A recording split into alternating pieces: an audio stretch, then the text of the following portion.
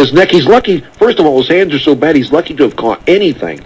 Yeah, anyway, down thing, definitely. I mean, you get credit for something you do above and beyond. You're not supposed to get credit for something you're supposed to do. You're supposed to get a first down. Exactly. You don't get extra credit for what you're supposed to do. Run laps during the game or something. I'll give you some extra credit. There you go. Thanks for the call, Thanks, Jeff. To me, it seems like people just being upset just for the reason, just because they feel like complaining. Like it doesn't interrupt the game. It doesn't do anything but just sprinkle a little flavor on top. You know what I mean? It's just like sprinkles on an ice cream sundae. That's all it is. You're trying me. It's not that big of a deal, and it's creative. Some of them are really, really creative. And if you think, listen, historically in football, I've done research.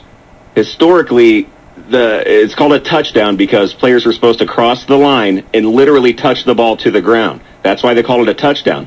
But the players back then, in the early days of football, that wanted to add flair to it, you know what they did? They spiked the ball down. You know what I mean? The old guys hated it. The old guys absolutely hated the spike. You know what? This is history repeating itself. This is this generation. This is what they do.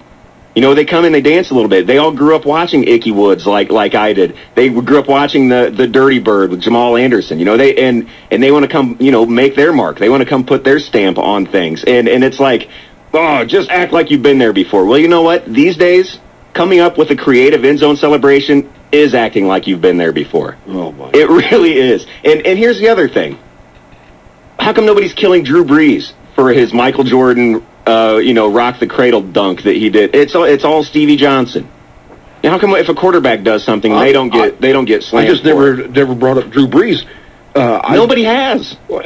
He's just as guilty, though, isn't he? I mean, if anyone isn't he just as guilty? Absolutely, he's no different than any of the diva receivers. It's just, to me, it's like I don't know. It just doesn't make sense. I'm like, well, it's not like they're doing something actually offensive. It's not like they get a touchdown. It is offensive. And then they just flip the bird to everybody. It's offensive and grab their crotch and spin around. That's not what happens. They do a fun little thing. It doesn't last long. You know what? Next time I'm out eating and I eat a second slice of pizza, I'm going to get up and do a dance. You should, Mark. Because I'm so proud of myself. How much more entertaining would that be for everyone at the restaurant? Oh, my God. People wouldn't be able to eat. They'd be, oh, no. Without that, it'd just be another night at a restaurant. If you get up and do a dance, they'll talk about that years later, Mark. Oh, yeah, they'd be talking about it. Let's go back to the phone lines. Call, you're on Sports 101. Good morning.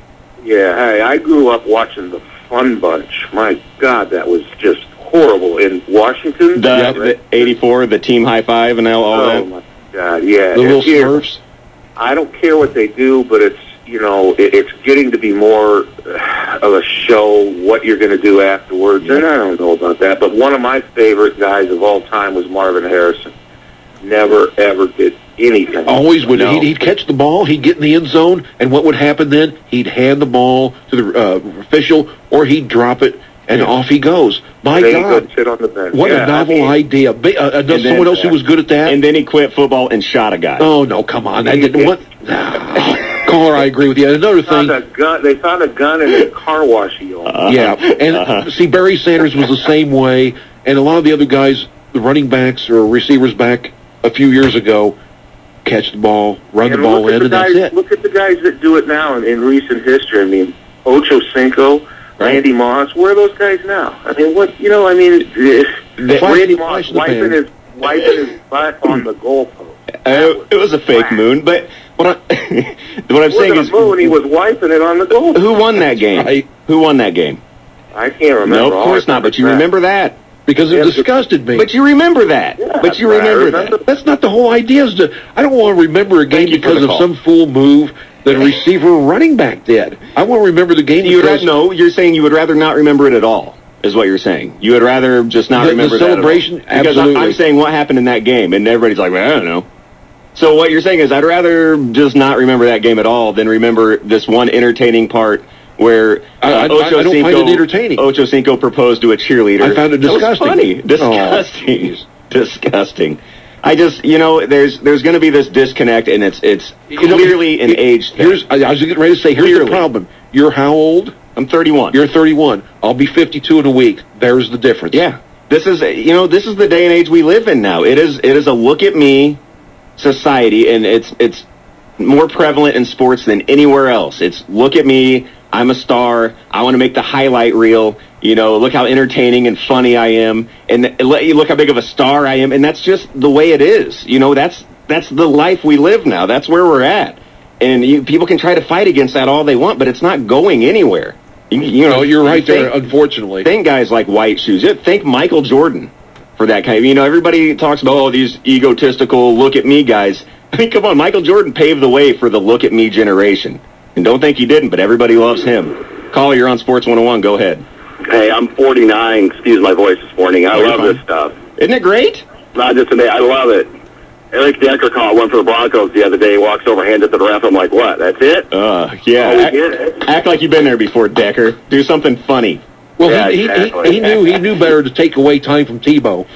Yeah, right. You don't want to cut into Tebow was praying for him, so I mean that's all Decker needed. Thanks for the call. How about Tebow dropping to a knee and saying a prayer? Flags there. That's borderline. Flags because there? is it really because that's how he is?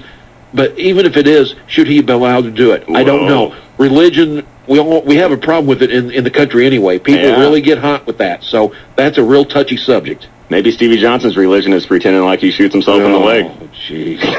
Let's go back to the phone lines.